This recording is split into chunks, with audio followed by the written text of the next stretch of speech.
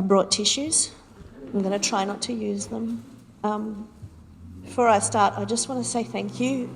I'm just overwhelmed looking out into this audience and seeing all the people that came to support me today. And the fact that you represent so many different parts of my life, and I just feel quite overwhelmed by that. So I'm going to stop looking at you for a moment so that I can read my speech. Okay, so thank you very much for coming on this beautiful Saturday afternoon. To me, it's a beautiful Saturday afternoon, even though the weather isn't that amazing right now, to help me celebrate the launch of this book. I wrote this book to tell my story as a child, being parented by a mother who is a bipolar sufferer, and to tell my mother's story, a woman who by the time she was 16 years old was a migrant, a mother and a mental patient. When I told Mum I wanted to write this memoir, she was incredibly generous with her time, her stories, and with revealing her life. She wanted this book to be out in the world because, in her words, if it helps even one person, it's worth it. While I've been undertaking publicity for this book, a few journalists have told me when the interview ended that they have family members who are bipolar sufferers and that they were able to relate aspects of the book. So, Mum, it's happening. It's helping people. When writing this book, my impetus was to honour the women in my family, my mother Fatima, my grandmother Adavia, and my great-grandmother Muradia. These women did not have choices. Their lives were decided by them. They all had arranged or forced marriages. They did not have the opportunity for education, for a career, or a life of their own making. So my dedication reads, dedicated to my mother, Fatima, and all the women who came before me, whose lives were full of sacrifice so that mine could be full of choices. And for my daughter, Sophia, who stands on the shoulders of these strong women and is able to reach for the sky because of them. There are many people who I need to thank for their generosity of spirit and practical advice. My mother, Fatima. While it was an accident of biology that you birthed me, it was your love and care that made me who I am. You were generous with your stories and with my requests for interviews and clarifications. Writing this book has been the hardest thing I've ever done, and you eased my fears after reading my first draft when you called me and said, "You really love me, and you know me the best out of anyone."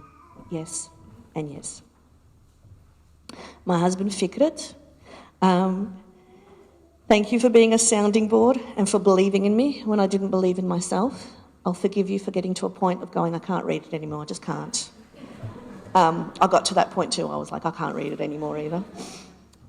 My daughter, Sophia, you're the love of my life and you make every day sparkle with laughter. My grandmother, Adavia, while you have been gone for 6 years, you're always with me. My great-grandmother, Muradia, for gifting the women in our family with the storytelling gene. The rest of my family for being my support system.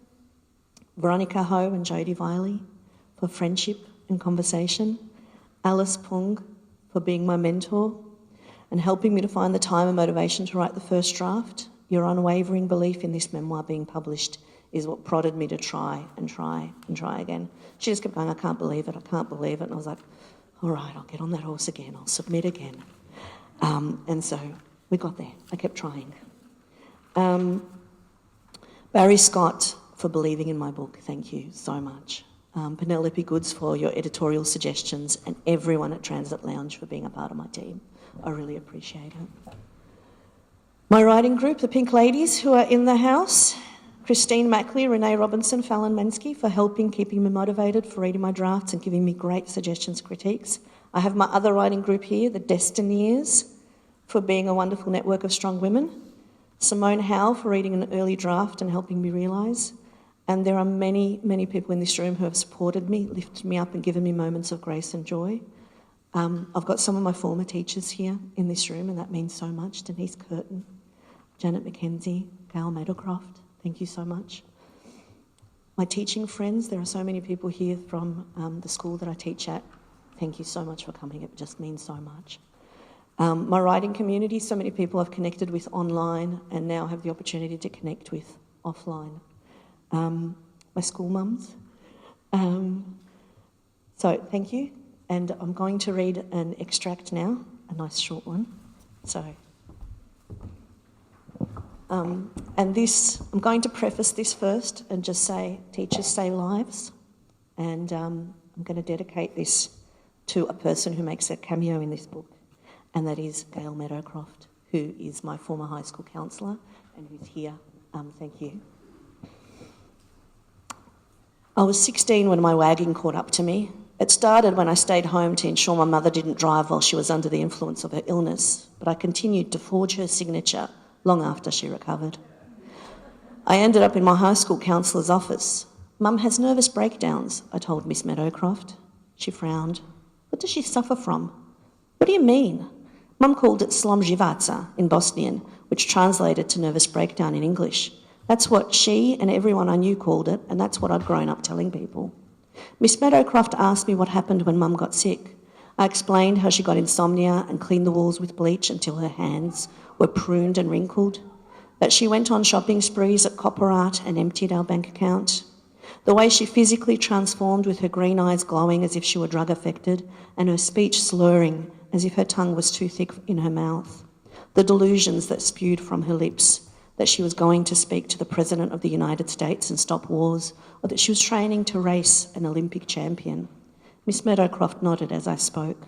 I explained that there was no logic to Mum getting sick. She got sick when she was taking her medication. Sometimes she got sick when she didn't. She got sick when she was stressed, and she got sick when she wasn't. The one thing that was a constant was the complete shock I felt every time. It seemed as if her illness transformed her overnight from a caring mother to a self-involved woman who was unaware of anyone else. Miss Meadowcroft's questions made me think. I went home that night and asked Mum what her illness was called. Nervous breakdown. What causes it? The doctors told me that there was a chemical imbalance in the brain. I was bewildered. This was the first time I'd thought of her illness as something that could be controlled.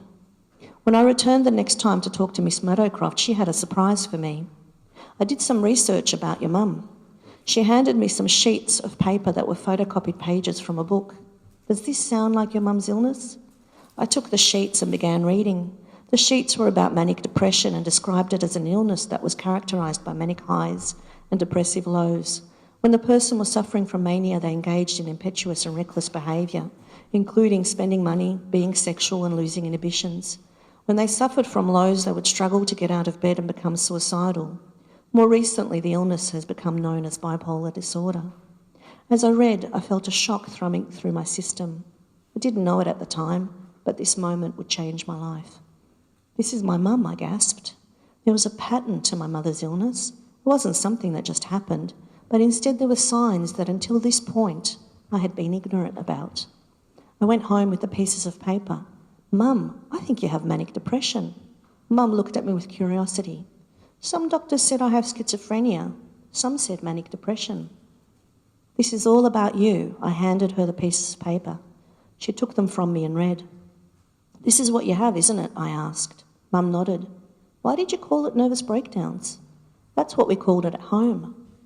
My mother's homeland was Bosnia, once called Yugoslavia, which used to be under communist rule. Mental illness was stigmatised and shameful. This had shaped her view of her illness as an affliction and a curse. Her rudimentary English also made it difficult for her to engage in the medical jargon surrounding her illness. After this, everything changed. It was like a veil had been ripped from my eyes. I stopped seeing Mum's illness as an entity that had no logic. Having the correct label meant understanding that Mum had no control when she was under the influence of her illness. Until then, I had judged her and found her wanting as a mother, a wife, a human being. I realised I couldn't judge Mum for her failings. She was a victim of her own brain chemistry. And as her daughter, my role was to accept and love her for who she was, not who I wanted her to be. This is our story. Thank you.